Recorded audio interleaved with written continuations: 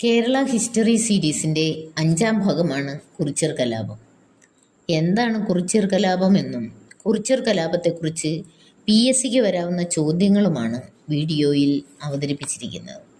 ഈ ചോദ്യങ്ങൾ വരാനിരിക്കുന്ന village field assistant, company board, LGS പോലെയുള്ള 10th ലെവൽ പരീക്ഷകൾക്ക് പ്രയോജനപ്പെടുത്താം.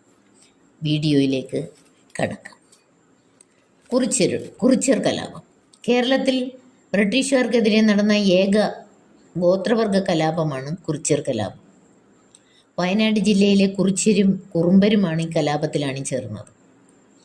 കുറിച്യർ കലാപം നടന്നത് 1812 മാർച്ച് 25-നാണ്. കുറിച്യർ കലാപത്തിൻ്റെ കാരണം: പഴശ്ശിരാജ ഉൾപ്പെടുന്ന കോട്ടയം രാജവംശത്തിൻ്റെ കീഴിൽ വരുന്ന ഒരു പ്രദേശമായിരുന്നു വയനാട്. പഴശ്ശിരാജ ജനങ്ങളിൽ നിന്നും നികുതി പണമായി സ്വീകരിച്ചിരുന്നില്ല.